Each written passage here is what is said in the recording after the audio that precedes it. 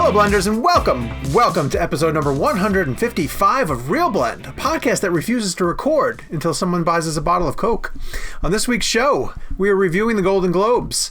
Coming to America is coming to your screens somewhere soon. And Wright and Demián Bichir join us as guests on the show to talk about their new film, Land. My name is Sean O'Connell, the managing editor at Cinema Blend, and one of the co-hosts of the Real Blend podcast, joined as always by Jake Hamilton of Fox 32 in Chicago. Hi, Jakey. How are you? I think in a what is it, 160 episodes, that is the most 155. inside baseball. 155. That is the most inside baseball opening joke. They are all inside ever. Yeah, but like this joke is in reference to not only a conversation that we had before we started recording, but also to a very specific moment that only happened to like a certain number of us. Like it's. Like even I barely get it, and I'm like 2/3 of the joke. And the other person is Kevin McCarthy of Fox 5 in Washington, D.C. Hi, Kev. Hi, Sean. I feel like, Gabe, I don't know if this is something we should talk about off the air, but I think it'd be a good idea.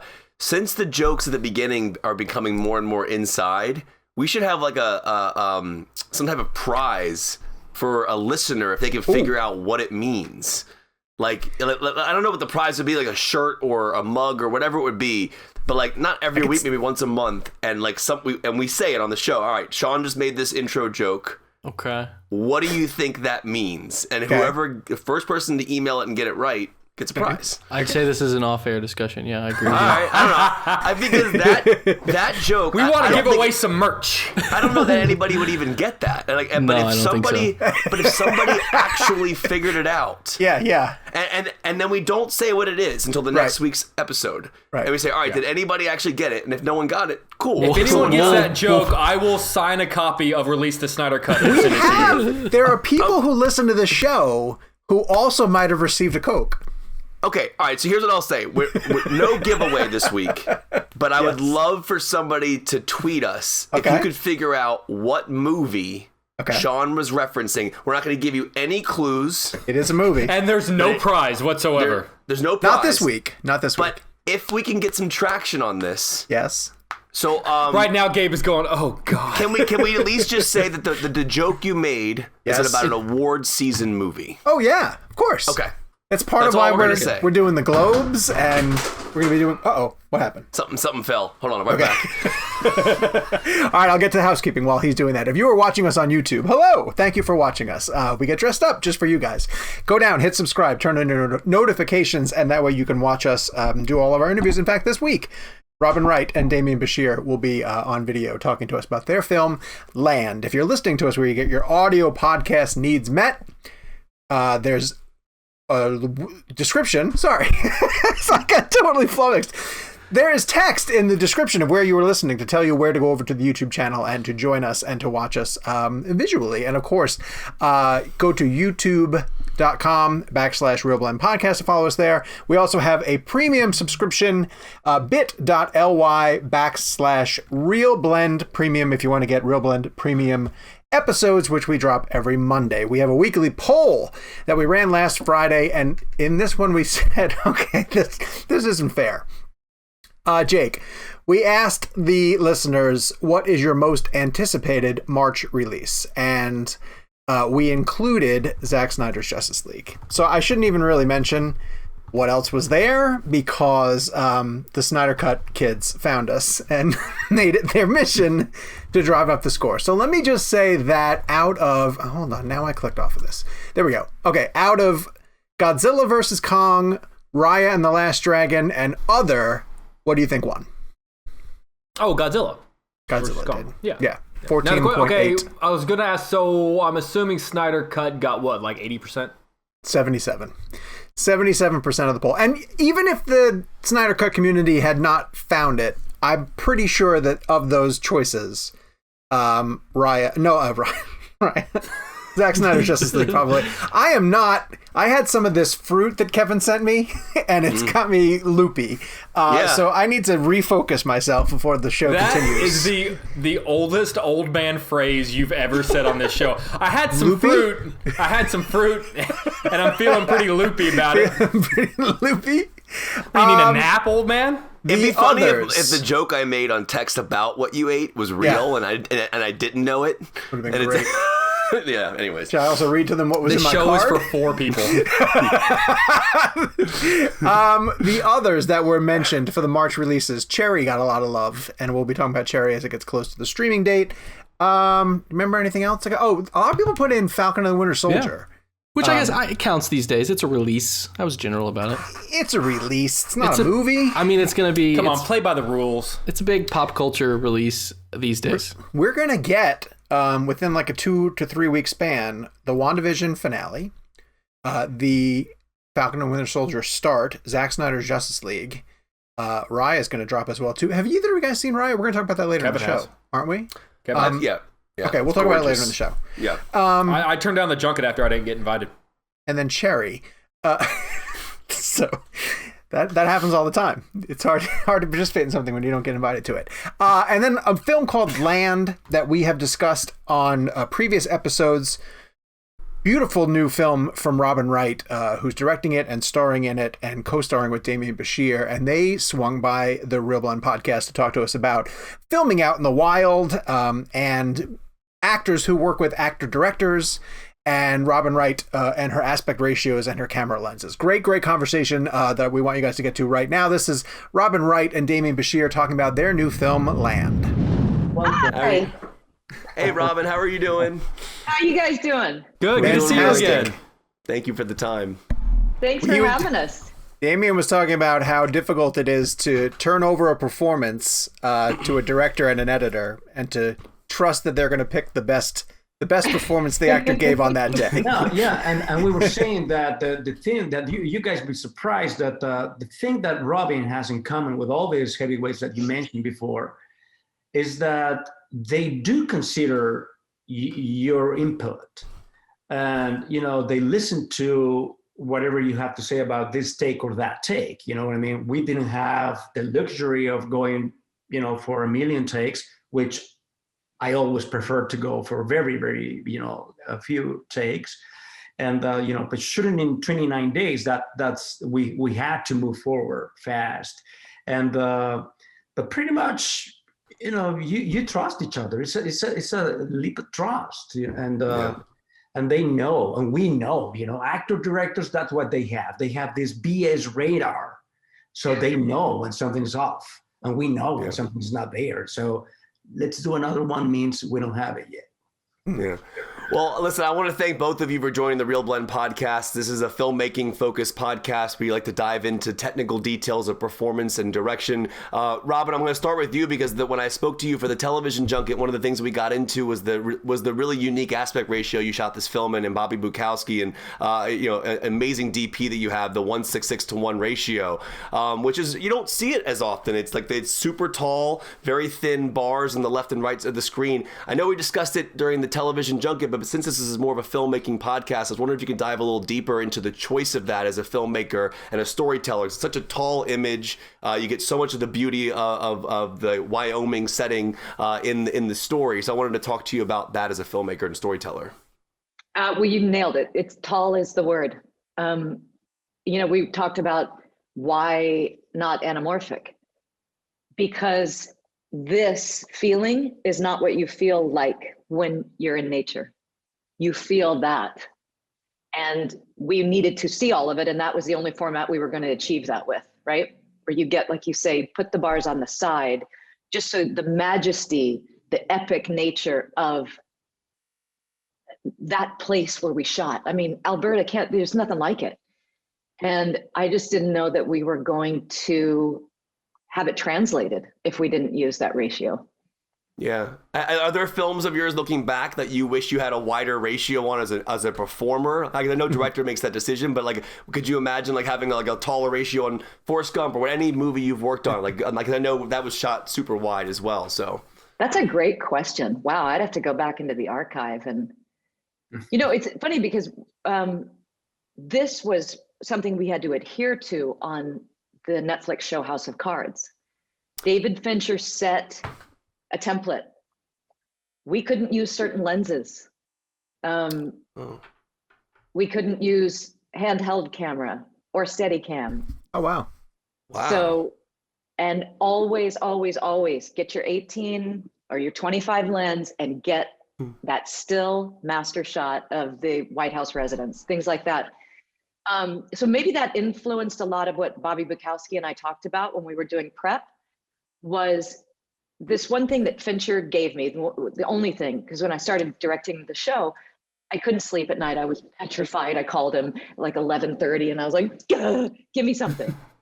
And he said, I'm not going to give you anything. You're going to find your style and it's going to take time, but you're go on your own.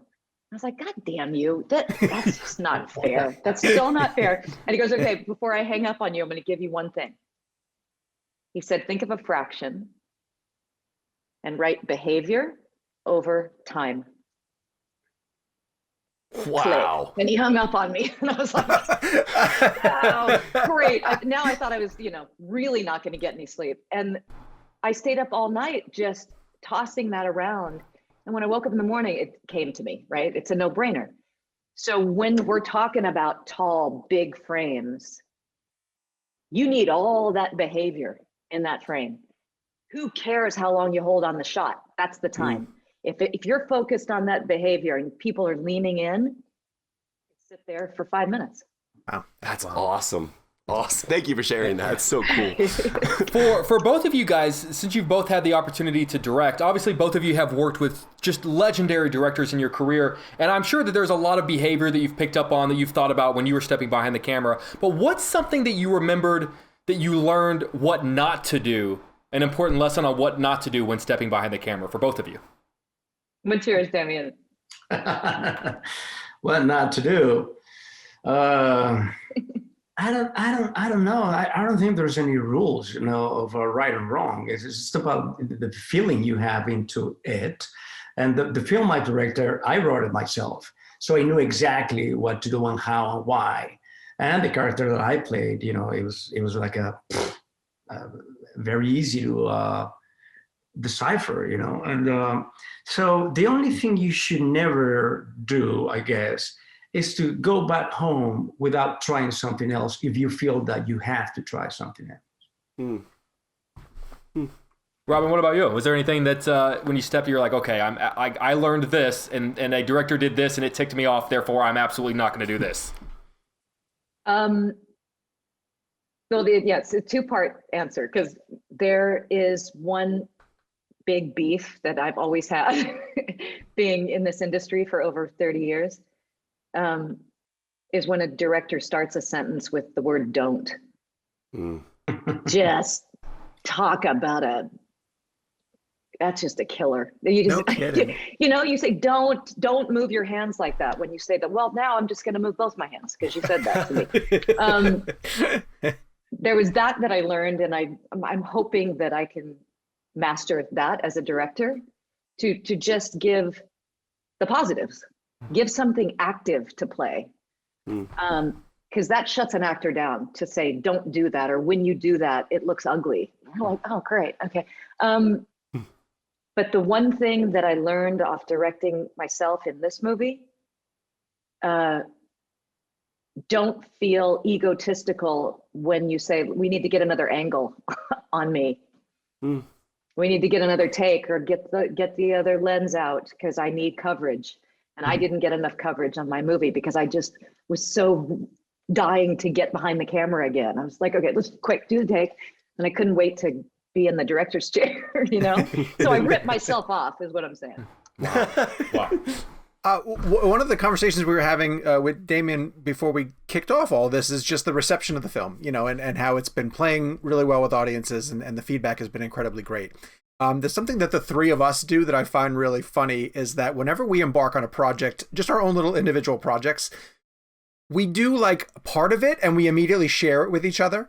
Whether it's a chapter of something we've written, or, we're editing something and we immediately want to show it to somebody for feedback. I'm curious for each of you, since you've both been filmmakers, do you have that compulsion too? Like, do you immediately want to cut some scenes together and show it to a trusted colleague or just someone whose advice you take? Or do you really want to wait till they're done? And especially under the circumstances of this film where you were racing the clock and trying to get it all in, did you have opportunities where would you even want to show just bits of it and sort of ask, is it working? What do you think? You go first. Absolutely. You need a great team around you, to make a film. The director doesn't make a film alone. What you do as a director is that you bring the best artists in every department, and then you let them collaborate, and you let them bring in, their ideas, and then you choose between this and that. And of course, you ask for whatever you're dreaming with. But basically, yes, this is a constant sharing experience. You want to, because you trust the people that you commanded, that you call to be a part of this ship. Mm-hmm. And since you're the captain, you have to let them know, there's an iceberg there. Let's try to go this way, right? And and that's pretty much what you do. But yes, it's a constant collaboration type of thing. Mm-hmm. Robin, you felt that way too? Yes, completely. It is about the collaboration, because we're all architects of this same building. And it's about trust. But if you have trust in the team, that is what I call your backbone. When you're in front of the camera and behind the camera, it's all about trust. Trust that what we talked about a year ago in pre-production, were you speaking my language for real? Because I felt you were. It's that kind of thing. Right. And obviously, we all know, right? The more time you have to have discussions and say, well, I don't really know what you're talking about. You want to show me a reference? Show me a frame in a movie. What do you mean by that? That kind of clarification, I think, is really important, because you think cognitively, we're speaking the same, right? And then you get on set or you get in the editing room and you're like, wow, we really weren't. Yeah, sure. So we got to do a lot of that, Bobby Bukowski and I, watching movies and sharing what we were speaking about verbally, sharing a visual to go with it. Wow. So that we knew when we got there, we didn't have to waste time, because I was in the hair and makeup trailer for 2 hours. Getting eatified, as we called it, with all the hair and the thing and the wrinkles and the, so he would have to go set the shot. So again, you had to have trust that he was taking notes. That's awesome. Robin, you said something very fascinating just now about being in the industry for 30 years and all the work that you've done, all the incredible films that you've made. And we're in a very different time right now with filmmaking, and just kind of where we are with the pandemic and theaters and things like that. I'm thankful that your film actually hit theaters before going to streaming. I think that was a brilliant move. I think that theatrical window should still always be there before going to streaming. It's just personally how I feel. I went and saw Tenet 4 times in IMAX during the pandemic, just because I just wanted to get out of the house and go to a theater to see a film. Just wanted to get your thoughts on the future of the industry, and this release structure is what I'm kind of hoping that we see more of, where you're giving the choice for the audience to go to the theater first, then they have the streaming option or PVOD option later. But what are your thoughts on where we're going to be? Do you think we're going to end up in some kind of middle ground? Because then you got HBO Max and Warner Brothers releasing at the same time on streaming in theaters. So what are your thoughts just in general on that? I think that it's a necessity to keep this industry alive. And that's the beautiful origin of it. It's the collective experience of sitting in a theater. There's nothing like that. And I hope that we will be back to some kind of normalcy where we will get to have full capacity in theaters, but this platform is working. They've studied it since Tenet. Let's see what numbers we can do in a theater, even though it's sometimes 25% capacity. And yes, it's going to segue into PVOD. We're all used to that now anyway. That's the upside. We're used to having liberties that we didn't have before streaming, right? That Netflix, House of Cards was the first show to be like this. We're going to give the customer who pays monthly what they want and when they want to watch it. They have all the freedom in the world. So that is the beauty of this new medium that it's going to hold. But please, let's not give up the theater, right? We just pray. Oh, that's why I love this whole drive-in theater thing they've been doing during the pandemic. Have you guys gone? I've been going. Yeah, I've been going to real theater. I didn't go to a drive-in, but I've been going to actual theater. Have you gone to drive-ins? No, nor a theater. So you had to be masked. And did they take seats out of the theater? Like literally physically remove them? Yeah, for Tenet, it was like you said, 25, 30%. And my wife and I went, you wore a mask the whole time. You could remove it to eat popcorn, and then no one sat next to you. And it felt safe and it was clean. Like I felt like the theaters were actually cleaner now than they've ever been before because they have to be, you know? So, yeah. Robin, in a time where we're getting 3-hour Marvel movies and Martin Scorsese is turning in 3.5-hour The Irishman, which was a masterpiece, which was great by the way. This movie was definitely on the shorter side. I never really look at what the running time is before a movie, and I remember looking at my watch when this movie was over, and I was like, oh wow, that movie was quicker than I expected it to be. And I'm just sort of curious as to, as a storyteller, as a filmmaker, where the runtime is in the back of your mind as you're directing. What did you sort of go into it knowing this was going to be on the shorter side, or is that just how it ended up by the time you were done telling the story? I think our assembly was probably 2 hours plus. Mm-hmm. Oh, wow. Because we had so much more footage that we shot, scenes actually, of her past. And I found in the edit that it just took me out of the movie. Emotionally, like you're on this journey with this woman. What happened? Something happened. And then when we would cut to those conventional scenes, it was like departing and going to another film. Mm-hmm. So my movie really was like not even an hour 30. Yeah. The producers had to call me and they're like, can you put a few more frames back in of Miguel? Nope, we need a longer frame of Miguel back in there, because literally it was at like 1 hour and 22 minutes. And they were like, you're qualifying as a short film right now. You're not going to be seen as it.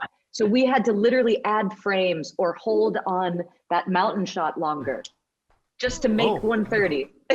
Would you ever put those other scenes, in a time where we're talking about like the Snyder Cut of movies, is there ever like a cut of this movie, the director's cut, or a way that we would end up seeing those extra scenes? Release the right cut. Release the right cut. No, I don't want those scenes to be there. What I love about this structure is that the mystery is held until the very end. Yep. And that these two characters, he doesn't just give to her, she gives to him redemption. And I just thought, why, in the original draft, the movie opened with the unfathomable event. You saw it. And that's the way to cut it, I'd rather not. I like the way you did it. I liked being curious the whole time as an audience. It actually kept me more immersed in the environment. And I would also, to Jake's thing, an hour and a half, it's a heavy hour and a half in the sense that like it's every moment matters. It's weighted. It doesn't like feel like it's quick. It just genuinely feels like a great story. And I think that's what Jake was saying in that sense. So like we think it's a really great thing that you did it that way. So very cool. Thank you. Glad you dug it. Démian, we're running out of time, so I'll end it on this one aimed at you. And to sort of bring this up, because this is a film that, as much as I enjoyed it, The Midnight Sky felt like one that I just really wish I got a chance to see on the big screen. There's so much of it that warranted the big screen attention. It was so compelling. Absolutely. These two films, Land and any film, a film is designed and made to be watched on a big screen. So we will see more of that. This will be temporary, and we will overcome this situation, and then we will go back, because it's not only because you appreciate it better in a big screen, but it's also the communion part of it. The fact that many different human beings made the plan to be in a certain place at a certain hour and be there to share this experience together. And I grew up in the theater, so that's to me the most fascinating thing. Actors and spectators, they wake up that morning knowing that we will meet at 7 or 8 p.m. at this place in an event that will not be, shown again. So a film, you can watch it again many times, but that communion that happens right there among other people, and when the lights go off, that's a magical moment. And that's exactly why, we miss that so much. So yes, I want to see those two films in a big screen. And just to sort of build off of that too, one of the things that we were talking about, leading into the interview, and I want to get you on record as talking about it, of actors who are directors and working with Mr. Clooney and working with Miss Wright, the difference of it. If you could move forward and only work with directors who are also actors, what are some of the enhancements, the benefits that come with having somebody behind the camera who speaks your language as a performer? Oh Lord, it's always really great. We actors, we know what we love and hate. And we know exactly, what a pain in the neck, certain type of directors can be, right? Yeah. And sometimes, we were talking about how, sometimes your work is, actually completed or destroyed in the editing room, right? Sure. And when you see a director that's like a million shots, 1,000 different coverages from this and that, and then they go back to the editing room and try to build a Frankenstein. I'd rather have, like a boom, give me the chance to go into this now, like that, boom, just a few takes, and then we can do our job better. You know what I mean? So Chris Weitz and Quentin Tarantino, George Clooney, and Robert Wright, God bless their hearts. I want to work with those guys again. Because we know exactly what we love and hate, and they have this in common with Ridley Scott as well, and Steven Soderbergh, the guys that I had the fortune to work with. Crazy. They provide all the tools that you need as an artist, not only you as an actor, but everybody around in every department. They provide any tool you need to perform your best. Wow.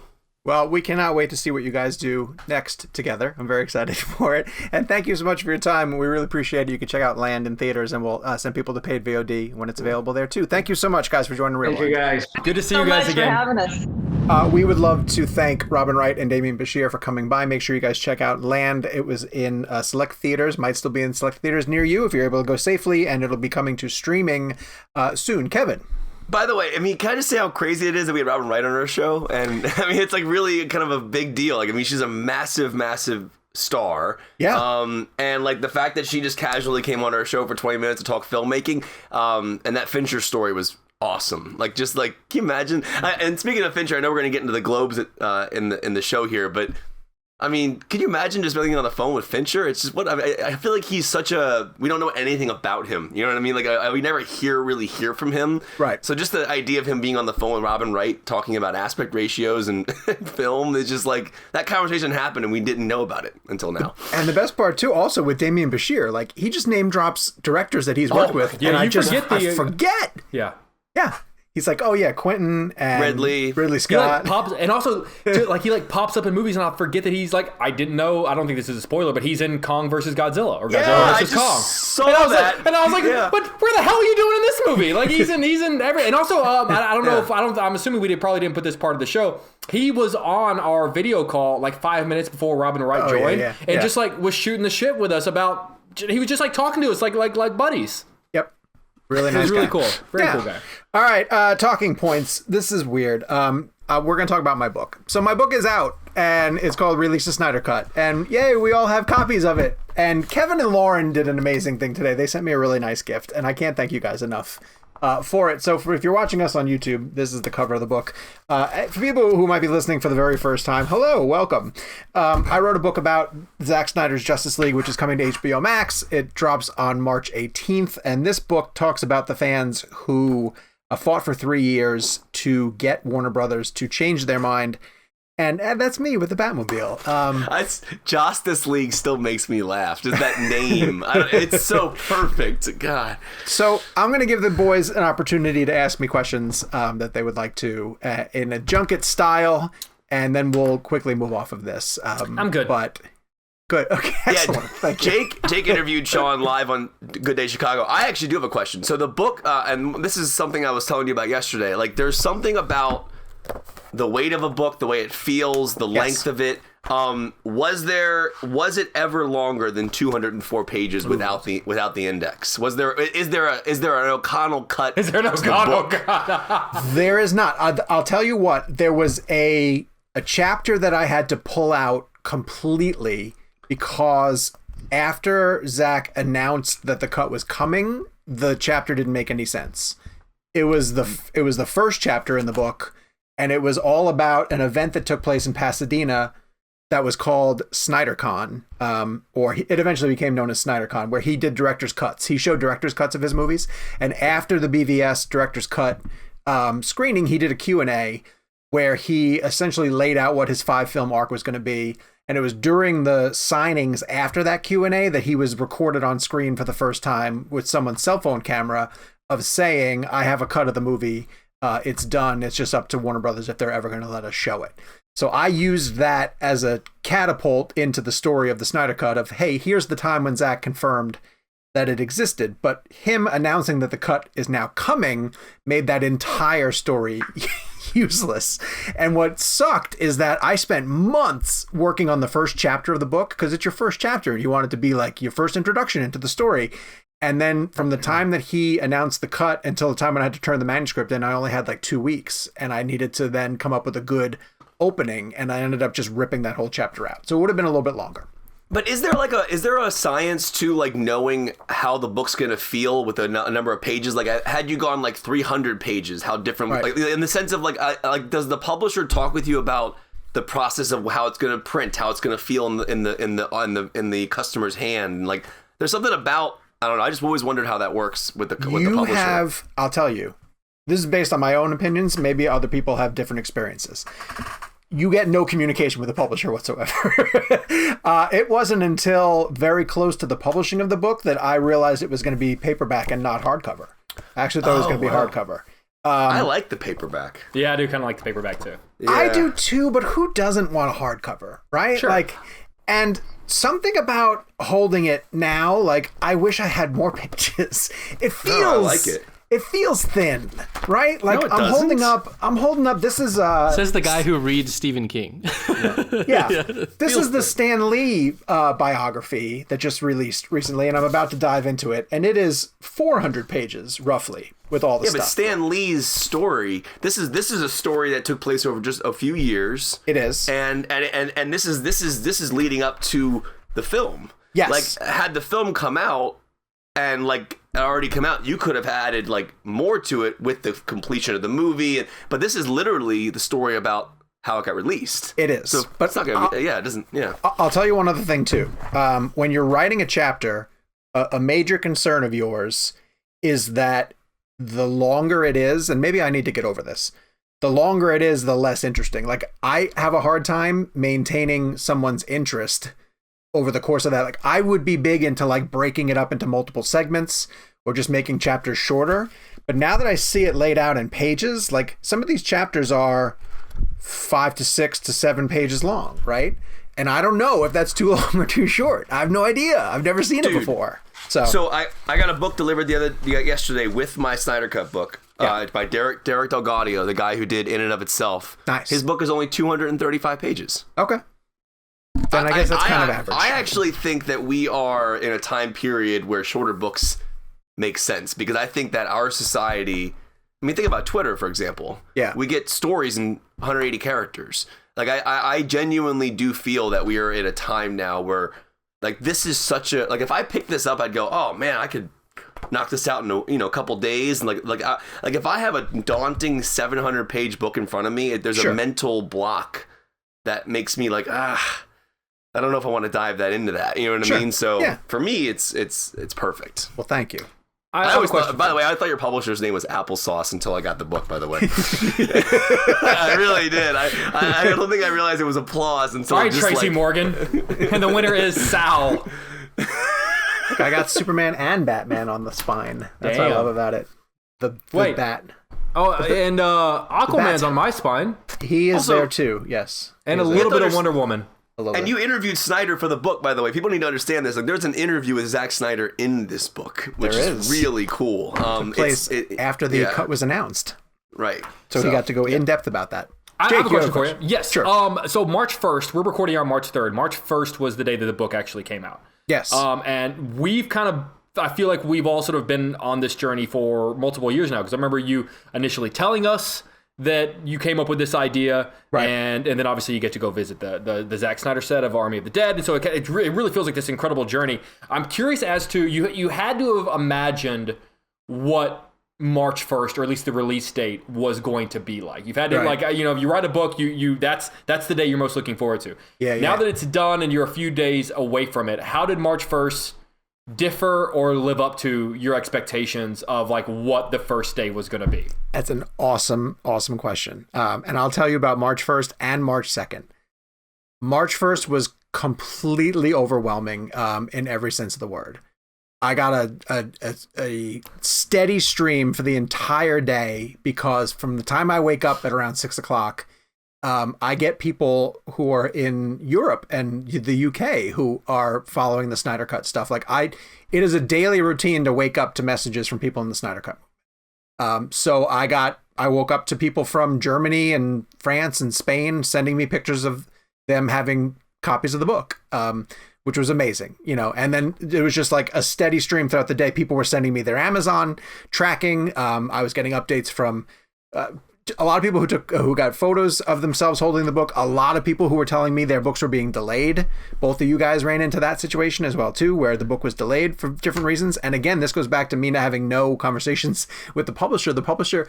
So I've been told that my publisher puts out a ton of books, and so they just don't give you the hand-holding situation that I would love constant feedback from them, right? And you don't get that at all. It's just you're out on an island kind of thing.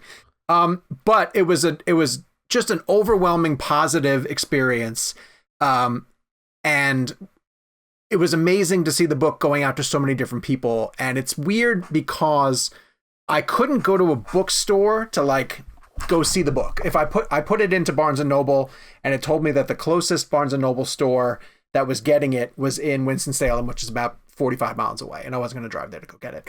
But I was getting updates from people who said, like, I went to my Barnes & Noble and it was the last one on the shelf and I got it, so I knew it was in stores, and that was overwhelming. And then we went out to dinner as a family to celebrate. I had said to Michelle this whole time, like, we're going to go out to dinner on Monday and we're going to celebrate, and we got a bottle of wine and we had a really great time.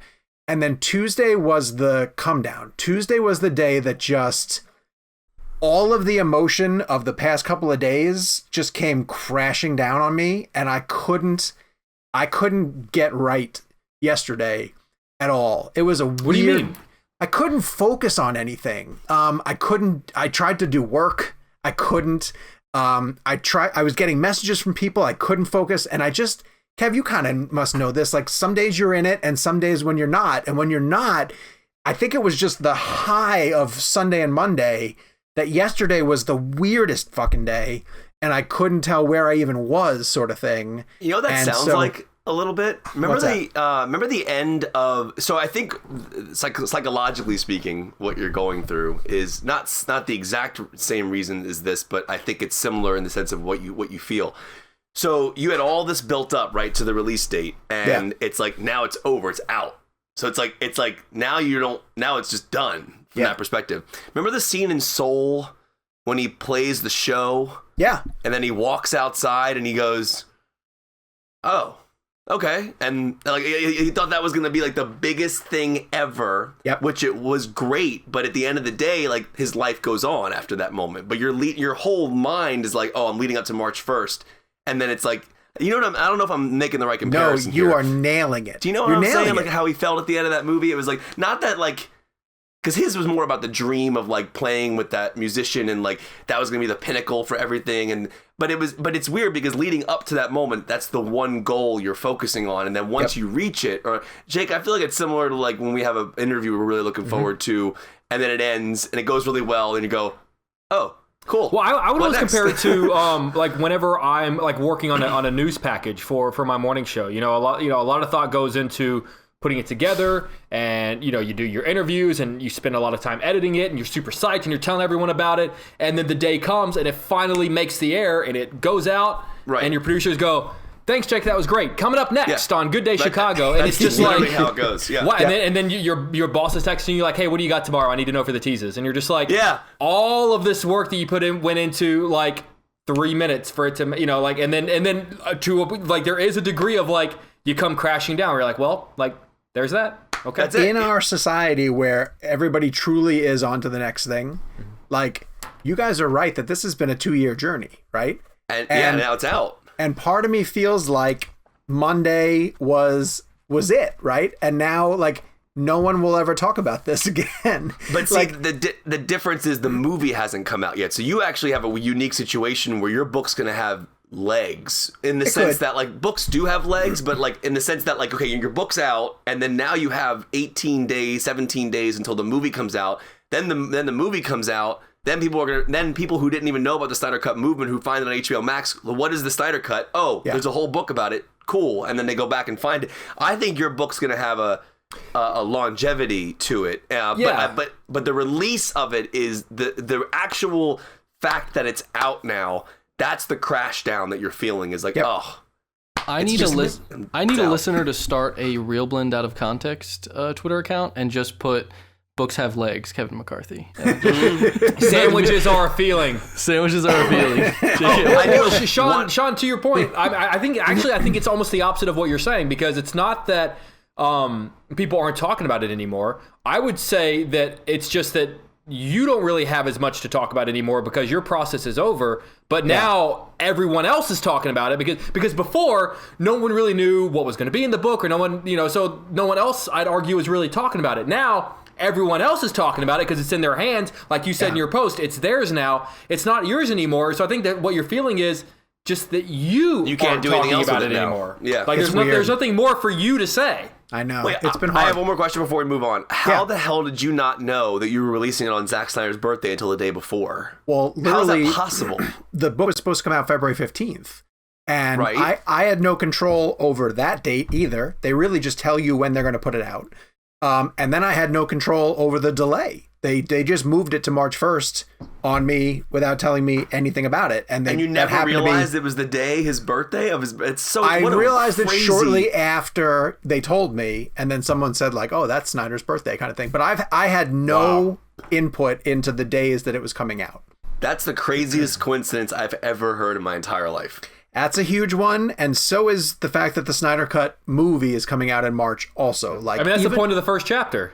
And even when I wasn't, everything happening for a reason. Even when they knew that Snyder's movie was coming out, in 2021 of some point, and HBO Max wouldn't tell us when it was, my publisher was like, well, we're going to come out in March, and even if it's November, hey, at least we're ahead of it, kind of thing. Because, HBO Max could have said, like, it's going to be Q4 for whatever reason. And then they said March 18th. And you guys remember, it wasn't confirmed until like 2 weeks ago. Yeah. So because that's one of the reasons they pushed back Godzilla a week.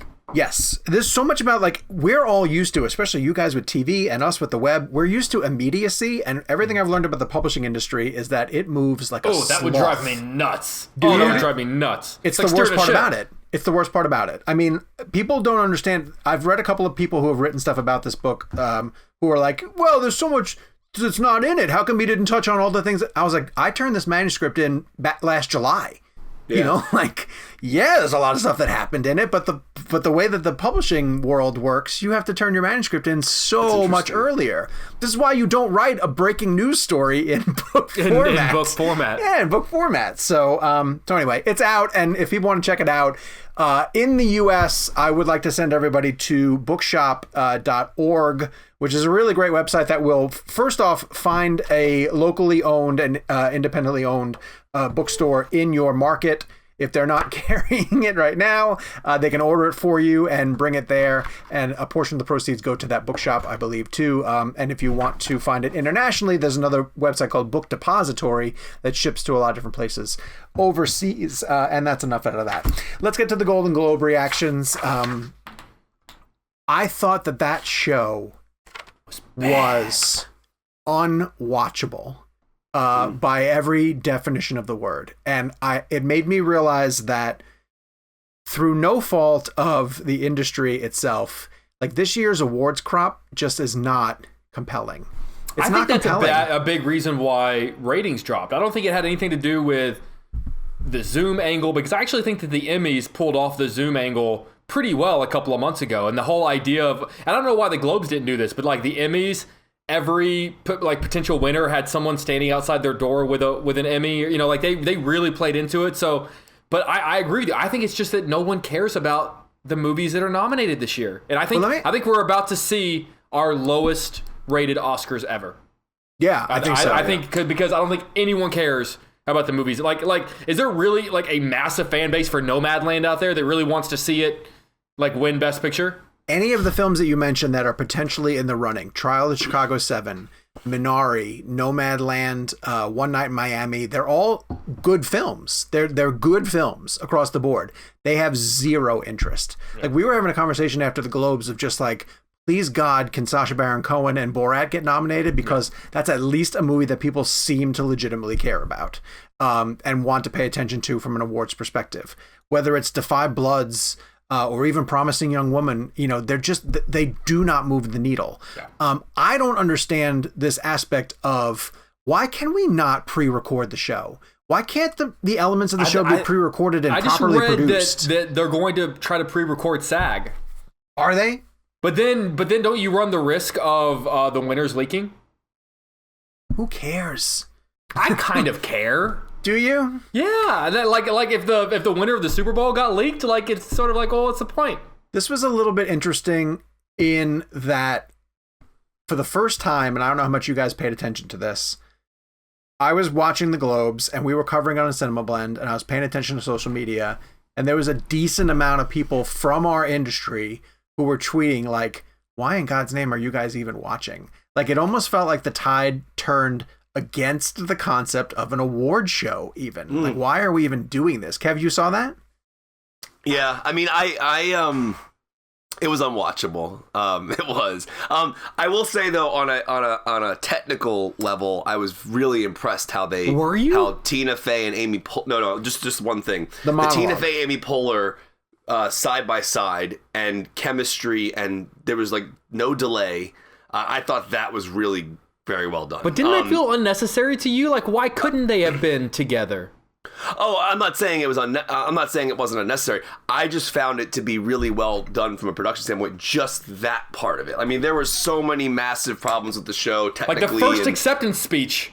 Yeah, and Daniel Kaluuya almost got screwed over. Yeah, right. But I will say, when Tina Fey and Amy Poehler, I love the gag of her. That I did laugh at that. That was funny.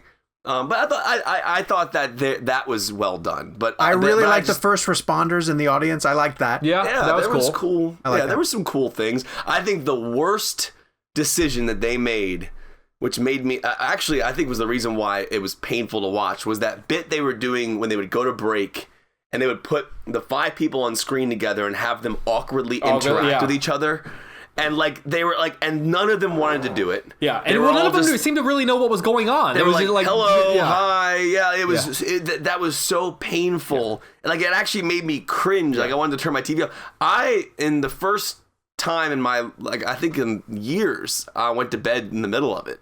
Did you really? I didn't stay up for the whole thing. I went to bed an hour and a half into the show. I had to get up at 4 a.m. the next day just because I had to drive to a location for work. Yeah. And I was like, this is not worth staying up for and losing sleep over. Like that, that's what my mind. I was like, I'm not doing this. So, I mean, I woke up the next morning. I knew all the winners immediately. Yeah. And I that's not really common for me. I usually watch the show until the end. The Oscars, I'll of course watch until the end. But the Globes, I was just over it. To be honest with you, it made me kind of miss Ricky Gervais. Like I missed kind of that biting commentary. I missed, because that is always one of the benefits of the Globes, that it seems to, like, more than any other award show, make fun of the nominees. And I felt like it just wasn't, like, being able to cut to, and like make fun of celebrity, and then camera cuts to that celebrity being made fun of. I miss that. I miss that a lot. I just don't know. I don't know why we need award shows. I'm really starting to feel that way. I don't get it. I think that's a little that's a reach. Like that would be like someone coming to you, Sean, and being like, "Why do we need sports?" Like, they're fun. Like, are they like? Yes. You think? No. I love watching the Globes. Yeah, I love award shows. I do. Now, I think that's a bit of a reach. I'm losing interest. I'll say though, but Sean's not wrong in the sense of like every award show is down. The but Grammys you cared are down, so much more last year. Oh, it's not that I don't care. It's just that, like, in this particular, I'm not with Sean on that. I actually like the award season. I mean, I watch, when it comes to the Globes and the Oscars, I watch all the pre-shows, all the red carpet stuff. I mean, it's like a sporting event. I mean, that whole day I was watching Globes coverage and the Zoom interviews that, E! and whatever this network that aired the show, was it NBC? NBC. Yeah. So I for me, it was just the production of the show, aside from I think the Amy Poehler, Tina Fey delay bit, which I actually thought worked really well. It was just unwatchable. But it was also like I saw some tweet about this. Like we've known since last year that we're in the middle of a pandemic. How did this not get sorted out technically better? Yeah. Like how was it not designed better? Yeah. Like I kept thinking to myself, who was the person who came up with the idea to have those nominees on screen interacting every commercial break? That was honestly one of the most I felt so bad. Did you see the one with Odenkirk? Odenkirk was trying to like get everyone to talk at one point. It was just really, I just felt like, what do they say to the celebrities? Hey, just have a normal conversation, and we're gonna bring you on the air here. It was like really awkward. It was extremely awkward. But I think a big part of it is that we just don't like any of the movies or love any of them, because I mean, keep in mind, take us back to this time last year. We were talking about, Once Upon a Time in Hollywood, and the like Brad Pitt was up against Al Pacino, was up against Anthony Hopkins, was up against Joe Pesci, and we were super jacked that Brad was going to win his first Oscar, and like the Joker was a part of the conversation, and was Joaquin Phoenix going to finally win? Like it was just so much more like this time last year we were all so jacked, and now it's sort of like like that's also a sign of the times, though. We're clearly in a very different world, but at the same time, there are a lot of films that I loved on that list. I mean, Promising Young Woman was brilliant. I mean, there are some. Are you as excited? Yeah, and I would love if Carey Mulligan won her Oscar. That'd be great. But like, are you as jacked about any of the awards as you were about Brad winning his first Oscar last year? Well, Tenet's not up, so no. Like the film that I like genuinely the movies that we loved last year were up. Yeah. Like this year. I mean, listen, I love Soul, and I was telling someone this the other day. I think that when it comes to Soul and Minari, I think they were what did the word Daniel Kaluuya say? You're doing me dirty. Yeah. Like I feel like those films did not get the proper. Like I almost felt like winning animated and winning foreign language film did a disservice to those films. And what I say by that, I mean by that is Minari is clearly an American film. Yeah, why is it in? But even you know what, Critics' Choice did it too. It's in the Critics' Choice foreign language. Minari is an American film by an American filmmaker. But going back to the animated series, like watching Soul win Best Animated Feature and not even be nominated, and I get the Golden Globes rules. It made me feel like they almost diminished the film a little bit for me from an audience perspective. Like those two films, which are two of the best films of the year, weren't even competing in the major categories. Right. And then, I mean, I don't know if we're going to get into, are we going through who won or just having a general conversation? Just general conversation, but if there's a topic you want to get into. I'd like us to discuss frontrunners eventually. Well, the Andrew Day thing was surprising. I was genuinely shocked. So was she. Yeah. It's a bad movie. It's a really bad she's film, great. But like, she's great. Yeah. And did you know that I didn't realize this, she's the first black woman to win that category since Whoopi Goldberg won for The Color Purple. Oh my God! Yeah. Wow! Like really? I think that's 35 years. I think like it's crazy. It's a crazy statistic. And then Chloe was the second director in the 80+ year history of the Globes second to win female director. And then Barbara Streisand won in '83 for Yentl, right? So the Andrew Day one that's the one that I was like surprised by, because at the end of the day, no pun intended, her performance is phenomenal, but that's a really bad movie. It's a really bad. But this is also the organization that nominated music for Best Picture. True. Well, but let's talk about that category for a second then, because Carey Mulligan is, I would assume, getting a lot of attention. Yeah. We watched Nomadland on Saturday morning because Michelle hadn't seen it yet and she wanted to watch it. And I was reminded, I think I'm severely underrating Nomadland. Like, it truly is a phenomenally made film. It's very subtle and it's very low key, but it is extremely, extremely well made. I think Jake and I have the same problem. David Strathairn ruins that film for me. I think he does take me out of it. And honestly, I prefer scene chewing. Like, I prefer Daniel Kaluuya in Judas and the Black Messiah over the subtlety of. But I think Francis and Carey, I think they split the vote, and that's why it went to Andrew Day. Francis or Kirby and Mulligan. I don't think Kirby's getting the support. I think she's a surefire nominee, but I don't think she's. And Viola. So it almost feels like, there are some strong contenders pulling a lot of votes away. Yes. Yeah. So Andra won because the votes were so split between the four, probably. Maybe. And what's interesting about Nomadland is the whole bit of Nomadland is that you're supposed to believe that she's living this lifestyle, which she was for real. Like, I mean, she was traveling around for months, and I think it was 7 states and shot over 4 months, whatever it was. So she was living in a car and everything. I mean, what you're seeing was pretty much method acting, right? To a point. It feels documentary style. But the issue I have with the film is once you settle into the suspension of disbelief and you believe that Frances McDormand is living this lifestyle, when Strathern shows up, I literally went, oh, it's the guy from Good Night, Good Luck. Yeah. Oh, I'm watching a movie. Oh, yeah. Like, I just feel like that was a weird decision. Like, I feel like that decision, like, from a storytelling standpoint, once you're that deep in the story, I know they meet him early on, but once you're that deep in the belief of what you're watching, like little things like that, I think it's as a director, it would be a little bit like if Kevin Hart showed up in One Night in Miami. or Tom Hanks randomly, or Tom Hanks shows up in the middle of Nomadland. Yeah. Like you know what I mean? Like just in the like out of nowhere, a famous. And you know what's interesting about David Strathairn, which I think is why it's even worse, is that he's one of those guys that he's that guy. Mm-hmm. Like you go, like most people go, oh, I know who that is. I just don't know his name. You know what I mean? He's like, his name is super famous. So like it's almost worse because then you go, wait, what do I know that guy from? Oh, wait. Oh, he was in this. Oh, wait. Who's Maybe that? They thought he would blend in just enough, but he's too famous. He's famous enough that you're like, I know He's too famous to blend in. Right. Yeah. Right. I feel like if someone like if Kevin Hart showed up in Nomadland, like okay, that I want to see. That would be like but that would be like just jarring. This was almost to a point where I'm like.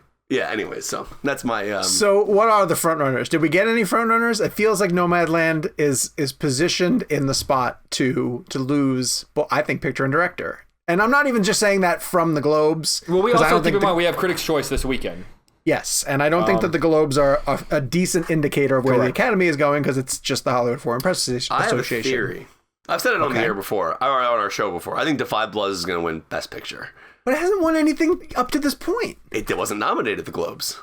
True. I think Five Bloods is going to win Best Picture at the Oscars. Okay. Chadwick's going to win Actor. That's are we all in agreement that that's done now? Unfortunately, I do now have to agree with you. I'm starting to agree that he's a lock. One of the greatest performances I've ever seen in my entire... I don't like. I think he's very good in the movie, but I just don't. That performance does not do it for me the way it does it for you. Oh, see, when I first saw that, I was sitting in my car at a turkey farm.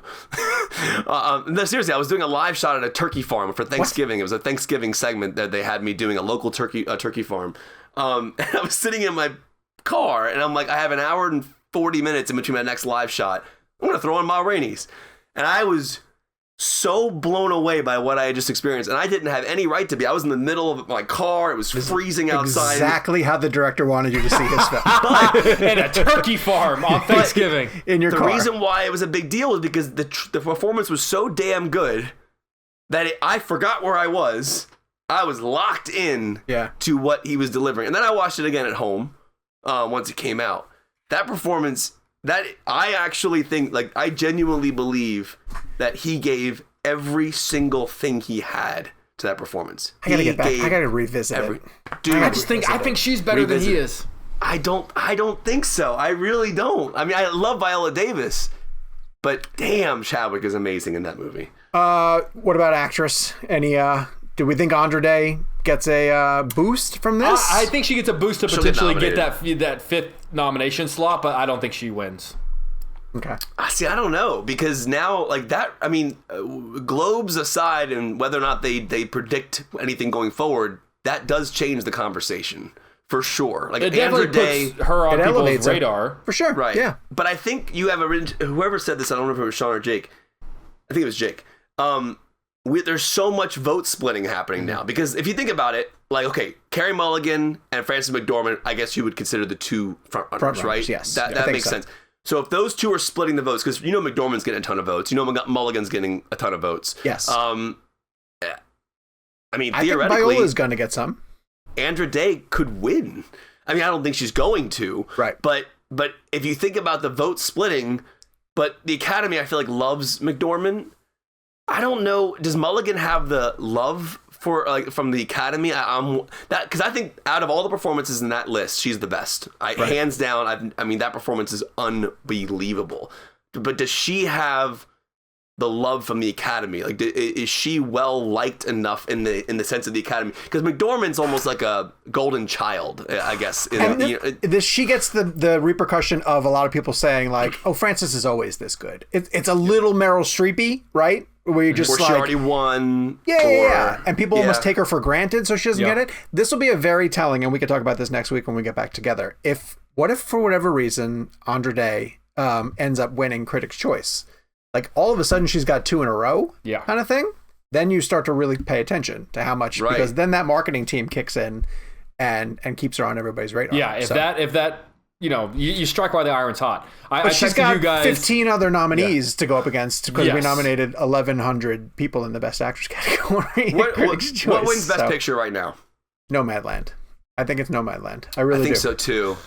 I really do think it's Nomadland. No, it's a great movie. It's a really good movie. I don't love it. Yeah, I don't love it, but I'm telling you, it's very good. Yeah, Kevin, Nomadland or Chicago 7? Which one's better? Which one would you rather win? Ooh. Nomadland,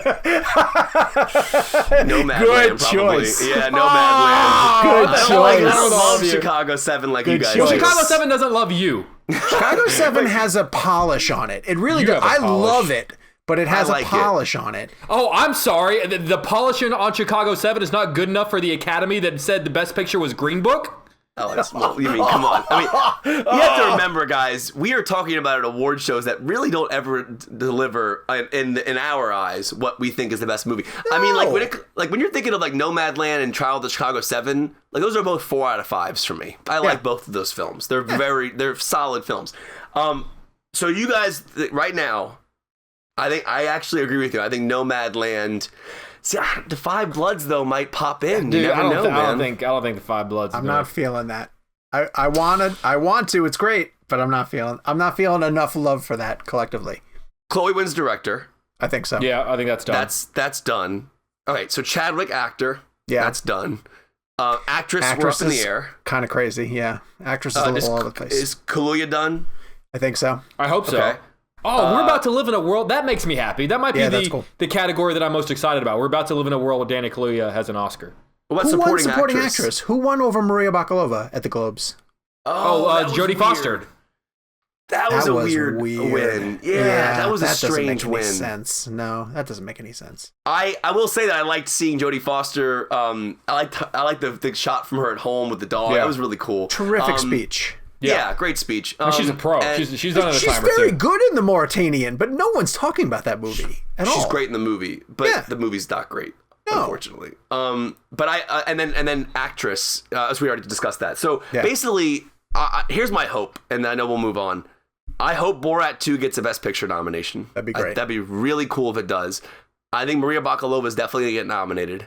I would love to see her win. I just don't know if they're going to... Again, it goes back to the whole comedy discussion about that stuff. So, I mean, like, I remember Melissa McCarthy got in for Bridesmaids, which was a really big deal at the time that she got nominated for an Oscar for a comedy. But, yeah, I don't know. We'll see. We shall see. All right, this week in movies, Land, as we talked about, with Robin Wright and Demián Bichir, hits VOD release. We reviewed this on episode number 153, if you guys want to jump back and see it. Amy Poehler has a directorial film called Moxie that's hitting Netflix. Kev, I saw Lauren was all in on this one. She did the interviews for it, or did she check it out? Yeah. So Lauren did the junket for Moxie. I've seen it. It's actually really well done. And there's a element of Mean Girls in it, in the sense of, but it's a really big film about female empowerment, and I think it's a really, really great story in that sense. We've seen high school films before, but this is not a film that I actively just like I watched it with Lauren, but I mean I didn't watch it for critical sense. I was just kind of like passively watching it. There's some really great. There's a great wonder in the film that was really interesting. I thought, I think Polar is actually. I think she's building a nice resume. I mean, I know that Wine Country, that was like a fun Netflix film she did, but I think she's trying to become a better director, but also doing more films herself. I think she loves directing. So she has a cameo part, or she plays a role in Mean Girls. She's the mom who gives the girl alcohol. She's the cool mom. Yeah. Does Tina Fey pop up in Moxie? No, that's a good question. No, but she's Rachel McAdams' mom, right? In she is, Mean Girls. Yeah. No, but I mean, from what I saw of it, I really enjoyed it. It's definitely a young adult audience for sure, and fits right into the films that Lauren covers, and she's been covering a lot of stuff. Man. She's got that market down. Lauren's got that whole young adult market down. Like she did Behind Her Eyes, which became a big hit for Netflix, and then what's the other one? Did you guys see the Taylor Swift tweet about Ginny in Georgia, whatever that show is? Yeah. Look up this story later on. It's pretty wild. Okay. Yeah. Either of you see Boss Level on Hulu? No, but I love Joe Carnahan, and I want to see it, and I've heard good things. I have heard really good things about that also, and I'm a little bit surprised that they didn't tease it out, because I thought that it was... I want to say that it played at a festival somewhere and did really well. It's, what's his face? Frank Grillo, right? Mm-hmm. And Mel Gibson. I will check that out for sure. It's on Hulu and hitting this Friday. Boogie. It's a basketball film. Anyone seen Boogie? We did the junket. Lauren actually watched Boogie the other day. Did you? Yeah, because Lauren did the junket for that one too. And I saw about 15, 20 minutes of it. The director's from the DC area. I think his name is Eddie. Eddie something. I can't remember his last name. It's the guy that created Fresh Off the Boat. Yes, right? Exactly. Cool. And from what I saw, it was really well done. I mean, it's shot really well. I mean, again, I haven't seen it enough to give a full review on it, but Lauren had it on the TV the other day. I saw about 20 minutes of it, and the lead actor, I think it's his first movie he's ever done, and he was awesome. Like he was, nice. I bought into it for sure. It was shot really well. So yeah. Jakey interviewed Daisy Ridley for Chaos Walking. How's her film? It exists. Yeah, it didn't look good. It has a beginning, it has a middle, and most importantly, it has an end. It does? It does. Oh, it's one of those movies, huh? It's one of those movies. It's if you look at the trailer and you see Tom Holland and Daisy Ridley and think, man, they look really young. It's because they filmed the movie 54 years ago. They filmed it a long time ago. Apparently, there were pretty infamous audience test screenings, which caused them to have to come back and reshoot a lot of it. This movie was supposed to come out, I think it was supposed to come out in 2018. And so it's just now coming out. It's just, have you ever, it's based on a series of books. It's based on a trilogy. So this is the first book of a trilogy. Do you remember after the first Hunger Games movie came out and it was a hit? Yeah. All of the studios kind of started buying up the young adult dystopia, and there felt like there was the Divergent series and all that kind of, and they all just kind of, and even like the Hunger Games series kind of got old really fast. This feels like one of the movies that would have come out in the wake of no, it's not as good as Hunger Games, but like we all kind of went and just bought a bunch of rights to and so not only does it feel old because it felt like it would have felt old if it had come out 10 years ago, and now it just feels like, what the hell is this? It's and the idea of, and I know that I'm glad, Kevin, that you focused in on this as well. The idea is that men have come to this planet. Well, men and women have come to this planet, but for men, your thoughts are like verbalized out, they're audible, and sometimes you can even physically see them. That's like a really interesting idea that I'm sure in the book read really well. Sure. Didn't Taraji P. Henson do that movie already? She did, yeah. Well, no, I believe Mel Gibson. Yeah, Mel Gibson did it first. Come on, get your shit together. Which, by the way, What Women Want's a great movie. It's pretty funny. Yeah. I like What Women Want. I like Helen Hunt too. But as I am watching this, it's just that bit got old really fast because there is not a moment of silence in this freaking there's just so much audible, because I get that's the point. You're in a scene when there are 15 men in the scene, and so you're going to hear all of their thoughts going on. But it does not translate well, and I got really annoyed by it. And Kevin, I think you got really annoyed by it too. Yeah, I got Jupiter Ascending vibes on that one. Do you think they'll give? Do you think they'll give the Safdies the sequel? Okay. I'm trying to find the joke here. Hold on. Just always noise constantly. You can hear everyone's thought. Everyone I was looking for a bad pun.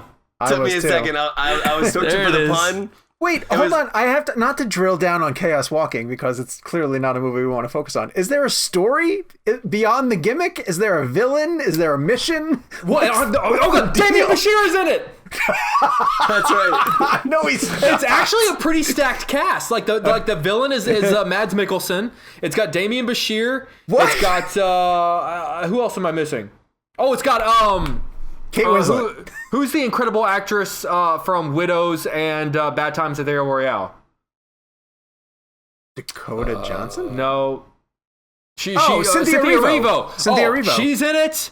It's a pretty stacked cast. Wow. And that's unfortunate. yeah, so Daisy Ridley is a surviving I guess person that crashes onto the planet and sees that there's already a civilization there that showed up years ago, and they've divided up into factions, and it's a whole deal. I don't want to ruin it. What's for anyone. crazy about the reshoots, by the way, they shot the movie in 2017, and then Daisy Ridley and Tom Holland both went off, and I know Daisy Ridley for sure finished Rise of Skywalker before she came back and shot the rest of this. So it's really kind of crazy if you think about the time frame of it, because she's shooting. So if you think about it, she shot Force Awakens, right? And then she shot this, I think, then Jedi, then Skywalker, then came back and did this. Ugh. I think. Either she may have done it after Jedi, but she definitely did it after Skywalker, which is insane. Last night when Michelle went to bed, I stayed downstairs and I had Disney Plus on, and I put on The Rise of Skywalker, and I watched the last 25 minutes. That movie is a piece of shit. No, it's not. You're so insane. That movie is it's a not piece that of bad. shit. I like Rise of Skywalker. Dude, it is so bad. It's so bad. She has an I am Iron Man moment. I have no idea how they went back and refilmed and gave her. She even pauses the way Downey does, where he does and I am Iron Man and snaps. But she does, I am all the Jedi. She puts her hands together. I don't know how they did that. They had to share the scripts with each other. It's so bad. It's unwatchable. I'm sorry. It's terrible. All right. Disney has Raya and the Last Dragon coming out. Kev, I know you watched some of this. I have not been able to watch any of it yet, but all of the buzz around this movie is that it's incredibly good. And I cannot get excited to watch it. Nothing about the previews makes me excited to watch it. It feels like one of those weird one-off Disney animation ones, like a Treasure Planet or something, where you're just like, what is going on? What is this movie? I like Treasure Planet. Oh, I barely remember it. But there's a great Goo Goo Doll song. Someone on our staff said that they loved it more than... First off, this girl, Samantha, who is a diehard Disney fan, said it's her favorite Disney animated film ever, she said, of all time. And said it's better than Moana, which I think Moana is a tremendous film. Moana's great. And she said it's better than that. So I don't know. I'm going in with high expectations based on this. And my expectations are higher than they are for our last film this week in movies, Coming to America. Now, I'll go first because the boys went and they don't love it. And I went in with very low expectations. And I liked it a little bit more than they do. But it's just a missed opportunity. I just feel really bad for it. It took a really long time to get this sequel made, and I don't get why they made it. It's a lot of recycled jokes. It's basically the big beats from the first movie. The notion of coming to America, I think they're in America for 15 minutes tops. It's mostly set back in the African kingdom. I admire Craig Brewer. I think he's a really good filmmaker. I like his movies. I think there are some funny bits, but again, they're funny because they were funny in the first movie. The barbershop bit still works. The chemistry between Arsenio and Eddie Murphy still works. But I didn't watch it to do the comparison to Borat 2. When we got Borat 2, I was like, who the hell needs this? What are we doing? You're really doing another Borat movie? And then I laughed until I fell off my couch.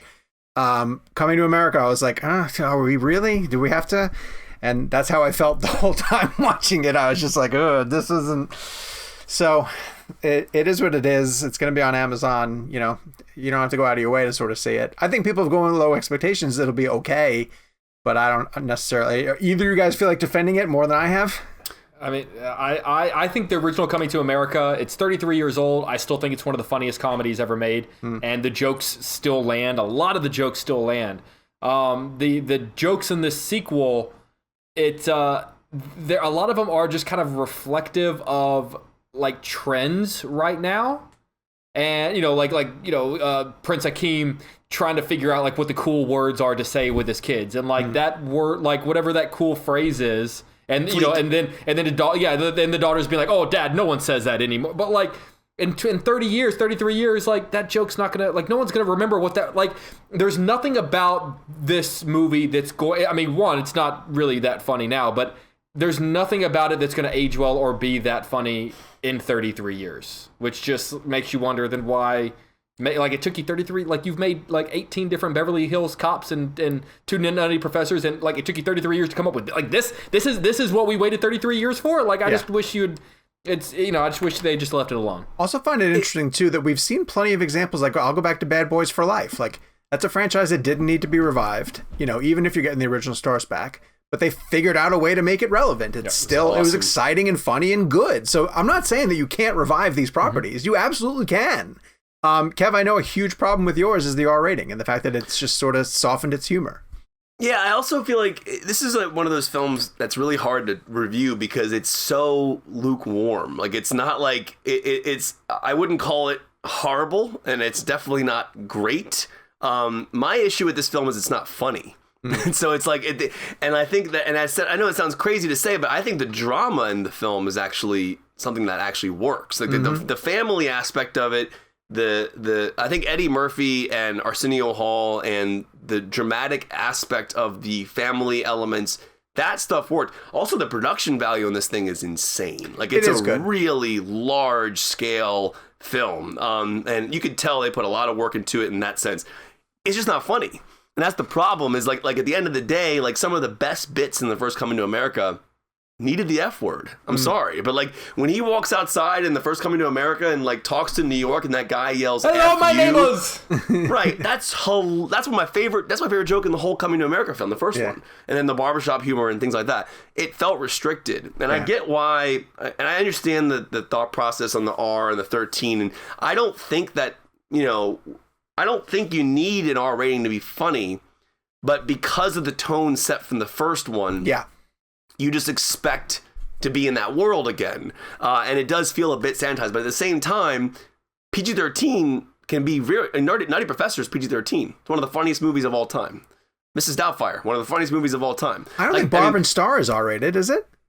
That is R, I think. Oh, is it? Maybe I'm wrong. I mean, I could be wrong. I think it's R. It has to be. Does it? I don't know. It has to be. That's so funny. I feel like I should know that. Please check. I'm not sure if it is. It's one of the funniest movies I've seen in many years. But at the end of the day, I don't think you have to be R to be funny. So going off of what Sean says, the rating doesn't dictate what's funny. But in this movie, you can feel it. Like there's one point where Eddie Murphy literally says MFing instead of the real word. Like he actually says that out loud. And I just felt like, I don't know. In that sense, it's one of those films where I'm like watching it going, they didn't laugh once in the whole film. I don't remember a single joke. You bring up a really interesting point that I didn't think about until you said it, which is if your first movie in the franchise is R, then you should try to maintain it, right? Yeah. But if you're PG or PG-13 the whole way through, then you're probably okay. But it is weird. What is Barb and Star? PG-13. There you go. Wow. Yeah. See, there you go. So which I find surprising.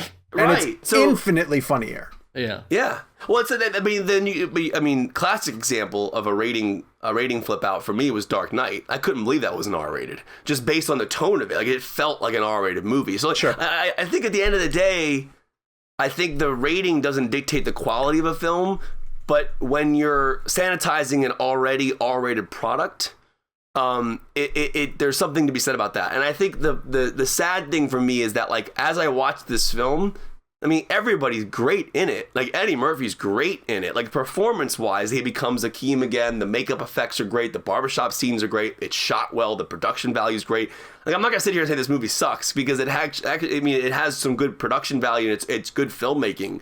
But the script is just not funny. It's not funny. And I think at the end of the day, you watch a Coming to America sequel because you want to laugh. I think it's just lukewarm. We'd be having a conversation about, like, has Eddie Murphy lost it? If not for Dolomite, which Dolomite came out brilliant. Which is also Craig Brewer. It was really funny. Yes, it was really funny. So it's weird how some films just can't hit the mark. Comedy is really tough to chase after because so hard. The ingredients are all there. You got most of the same people who were around for Coming to America, and for whatever reason, they couldn't find a funny film. Another reason, which is what something you said, is I missed the New York setting. Yeah. Like, that was, I mean, that's what made that film so funny, was like when you got to New York and you had these people who were just, you had like, you know, Simi and Akeem, who came from a completely different world. And then they're thrusted into, like, it's funnier to see Akeem and Simi in New York than it is to see the American cast in Zamunda. 100%. That's really the reality of this. Is like the majority. Like, it's when not this story funny in left Zamunda. New York very quickly, Yeah. I was like, "Oh wait, we're done? Oh no, oh Dude, no, that's it." Do you remember the tension of James Earl Jones arriving in New York City in that movie? Yes, yes. I mean, it's one of the when greatest. Arsenio Hall like opens the door, sees him, and then shuts the door. Oh. All right. So anyway, Coming to America is going to be on Amazon. I think. Listen, you're going to want to check it out. It's obviously a huge title, and it's got a big name cast. And you watched the first one. I just think we're all sort of saying, the three of us are saying, sort of lower your It's expectations. bad when even the blooper reel over the credits doesn't make you laugh. Oh, that's a great point. The gag reel is not funny. Yeah. It's not funny, and like that's a great point. Like, I didn't laugh once in the gag reel, and like that is a big problem. All right. Well, one person who I did like in the movie is Wesley Snipes. I thought Wesley Snipes had a pretty good part. I don't think any of us are going to be picking Coming to America for our blend game this week, which is Wesley Snipes blend. # Wesley Snipes blend. Jakey, why don't you kick us off and tell us where you're going for your favorite all-time Wesley Snipes film? You know, I had to sort of sit down and think about which Wesley Snipes I liked better, like action or comedy. Okay. And I think I love him in comedies more. I really think I like funny because he, like, I was thinking about some of his comedic performances, and he really makes me laugh. You know, you think about, you know, Major League, and like, I almost chose Dolomite because I think he almost steals the movie from Eddie Murphy. He's genius. So good. He's not, but the problem is with Dolomite is he kind of disappears about 2/3 of the way through and then doesn't really show up. So I ended up choosing Tu Wong Fu for a couple of reasons. Yeah. For a couple of reasons. One, he's brilliant in it. And when you think about that movie, when you think about the premise of that movie and that it came out in 1995, you could really easily go like, oh, I bet that movie hasn't aged well. Because, you know, the kind of the marketing bit was, come see these famous male actors in drag. You know, it's Patrick Swayze, Wesley Snipes, and John Leguizamo. Right. But that movie is, one, incredibly sweet and incredibly heartfelt, and also was very ahead of its time and very much addressed homophobia and acceptance.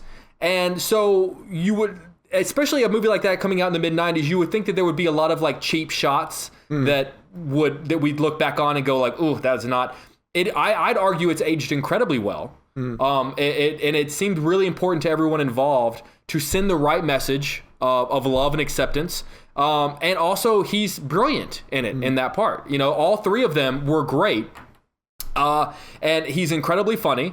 To a certain degree, yes, they are playing up the bit that he's kind of playing against type, because he was like, he was in the middle of his like massive action career. Like, that probably wasn't that long after Demolition Man, and it wasn't that long before Blade.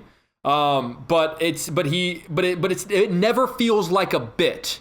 It feels real and genuine and heartfelt, and no one in the movie seems to be involved just for the sake of, look at these men dressed up as women. They're there to tell a story, and a real story, and a heartfelt story, and they really very much address a lot of the aspects that a lot of the movies and comedies at that time weren't addressing, which is why so many of them have aged poorly, and that one hasn't, which is why I ended up choosing that one. Awesome. Good pick. I went with a comedy as well, too. And it's weird because Wesley has such a really good action career. I think part of the reason why he's so good in action, and the part of the reason why he's so good in comedy, is because that man oozes confidence. I mean, the minute he walks on screen, he knows he's the baddest man, like on screen, and he leans into it. And I think he does that better than anyone else in White Man Can't Jump. I couldn't not pick White Man Can't Jump. Good one. So I remember seeing that movie for the very first time, and it's weird to say, but it has so many surprises. It plays off of your perceived notions about what you think is going to happen in the film and doesn't. And it boils down to them being con artists. They're con men. And they're going from park to park conning people. And when they realize how good Woody Harrelson is at basketball, Wesley Snipes realizing that they can go around and trick other people. But the way that they play off of each other and the humor and the insults and the playgroundness of it all is phenomenal. It's one of the best edited basketball movies I've ever seen. I mean, it feels like it's moving at 100 miles per hour. Rosie Perez is fantastic in it, but that chemistry between those two, it's young and it's dirty and it feels like the baked basketball courts of Southern California. Like everything about it is phenomenal.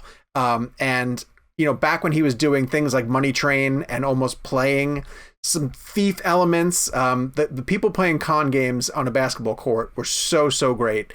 And I thought that was one of the first times that I saw another actor in Woody Harrelson match Wesley Snipes for just being incredibly cool. And it was fun to see Woody sort of playing the country rube that he'd played so often in Cheers, and I think even in Doc Hollywood if he played it before he showed up in White Man Can't Jump. Such a tremendous film, and that is my absolute favorite Wesley Snipes role. And Kevin went with... I mean, there's no question for me on this. Blade is the greatest performance of his entire career. I would have thought you went Demolition Man, but that's interesting. I love Demolition Man because of the Taco Bell bit, but Demolition Man is such a dueling performance. Though Demolition Man does have one of the greatest one-liners of all time when Wesley Snipes is like frozen and then Sylvester Stallone says heads up and then comes down and kicks his head off. That was really good. But the Blade blew my mind when I was a kid. I also don't think people realize how that was a really big deal that film came out. It was R-rated. It was awesome. Like that before all the major MCU superhero vibe that we're in now. Yeah, there was an R-rated Blade film, which was insane, and it was Steven Dorff was fantastic in it. I was so obsessed with Blade that Blade 2 came out on my 17th birthday. It was actually the first R-rated ticket I could ever legally buy. I never felt more proud in my life. I got out of school and went up because at the same movie theater that I was working at was the AMC in Hampton Roads. They wrote me up for sneaking into R-rated movies when I worked there. I got written up for sneaking in A Shadow of the Vampire. I'll never forget it. So to go up to the box office... have you ever told Malkovich or Willem Dafoe that? I did. I told Malkovich. That's amazing. And so I walked up to the counter and bought a ticket to Blade 2. So Blade in general is my favorite, and I just think that performance is so badass. His line delivery with Chris Christopherson is so perfect.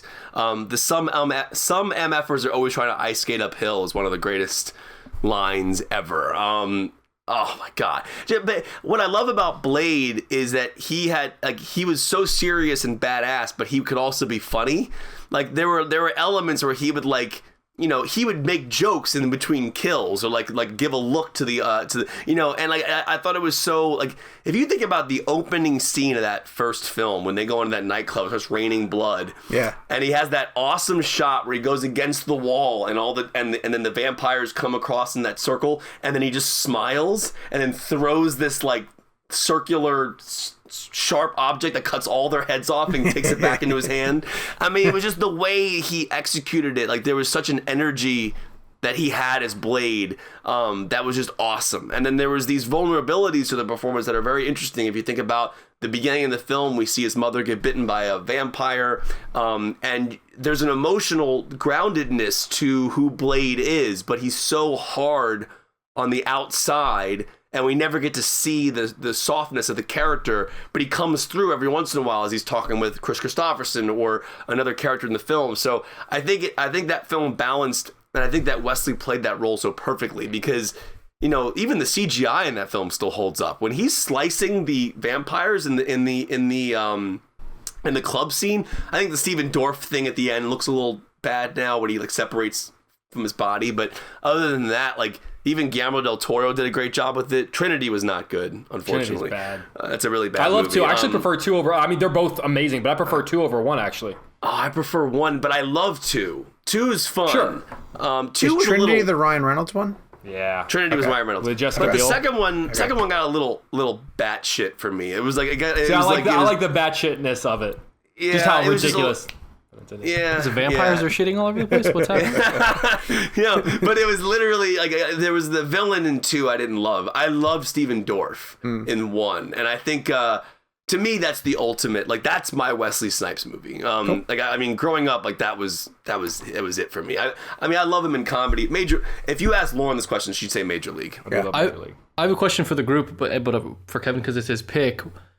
To me, Wesley Snipes and Blade are one of the few roles that you can't separate. Like he perfectly fit Blade, and it's impossible to imagine anyone else doing it. But we're getting Mahershala Ali.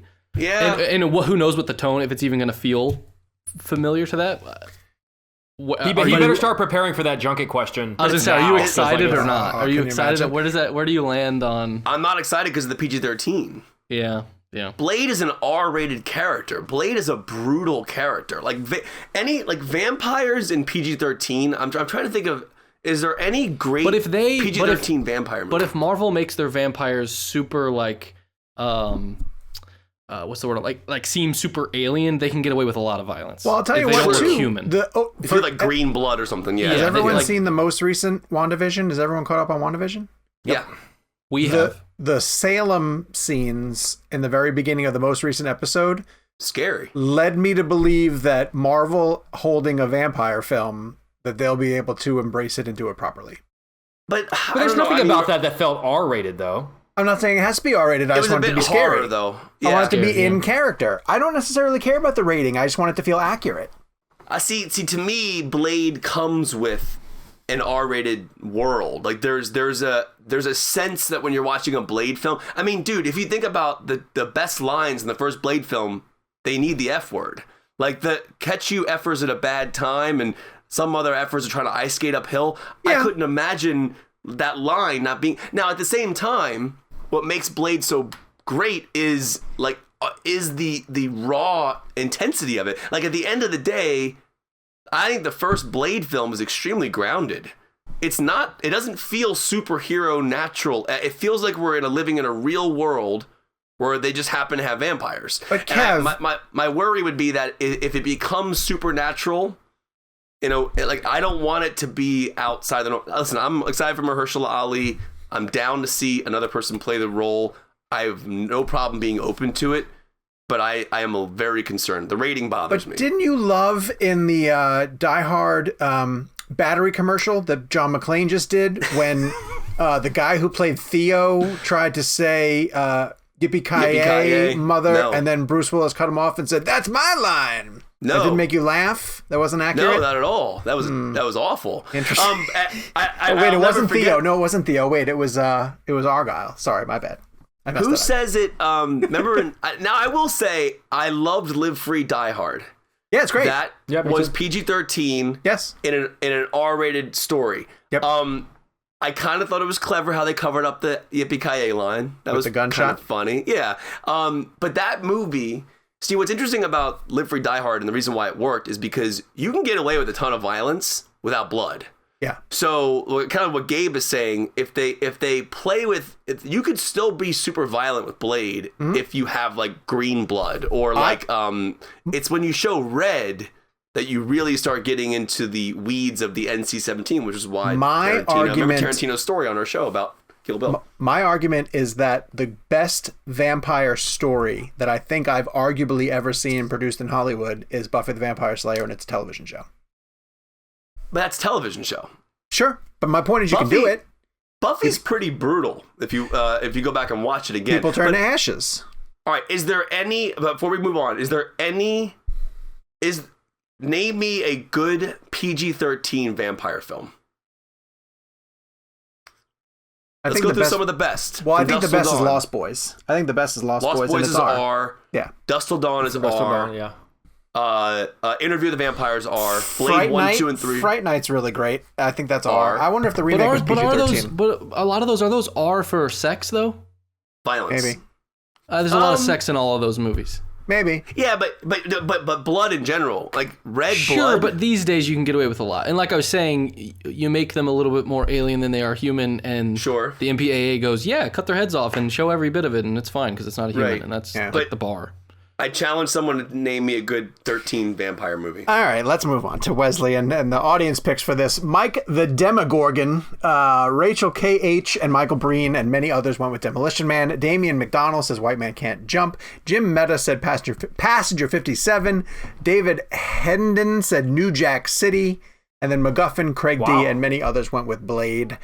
So much participation. Thank you guys for weighing in on social media and for sending us emails. Next week, you guys will be playing along with hashtag Fantasy Movie Blend. We're going into the genre. We're going to pick a fantasy movie. Good luck trying to define it. I guess we can go in a lot of different directions. Fantasy Movie Blend. Sci-fi fall into that category? I will. So this is what I'll say. This is fantasy movie blend. We can always have a sci-fi fantasy movie blend. We can always have a this, that. And we can always have another blend where it's a little bit more narrow. Okay. So this is a very broad. Feel free to be broad. My brain just went to a very random film, and I want to know. And this is not the movie I'm picking, but when I thought of fantasy, I thought of randomly because I guess I just watched Mrs. Doubtfire recently because I'm thinking about Robin Williams. Is What Dreams May Come? Is that a fantasy film? I think so. Sure. I would argue if you wanted to make that case. That's a beautiful movie. Find out next week if that's his pick. It is really that's well not my done. pick at all. I just immediately I was like, you ruined the cliffhanger, Kevin. Or is it? I saved it. There it is. Well, in addition to playing along on social media, you can email us at realblend@cinemablend.com, and that is where True Broadway Boy sent us their review this week that says, incredible podcast. This podcast is such a fun ride that you will not ever want to get off. I had been familiar with Jake and Kevin from their YouTube interviews for years and literally stumbled on this podcast a couple of months ago and binged my way through the show. I'm so glad I did because I love the guys' commentary, interviews, and behind-the-scenes look at the industry. I was recently very fortunate to interview Sean for my podcast, and he was such a delight, and I felt incredibly blessed to have him on my show to represent Real Blend. Seriously, if you love film or just the entertainment industry, you will love this podcast and make it part of your weekly routine. Thank you, Sean, Jake, Kevin, and Gabe, for all the joy that you bring to our lives. Thank you so much for that review. Good review. True Broadway boy. That was fantastic. I also had Sean on my podcast. Yes, you did. Well, your podcast is a television show, and many people in Chicago watch. I was going to say, I was talking about Real Blend. Gotcha.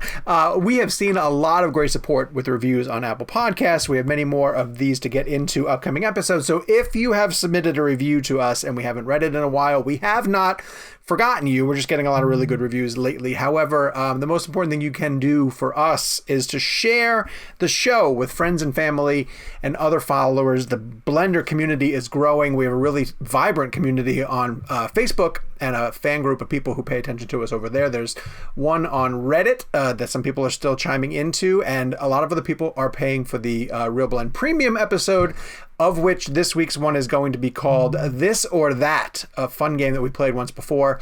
And Gabe has a couple of questions lined up for us to do from the DC version of This or That. So we're going to go record that episode right now. And if you are a premium subscriber, you will get it on Monday. Until we are back with a new episode next week. Do we know who we're getting next week, Gabe? Do we have a guest lined up yet? We have the director of Coming to America.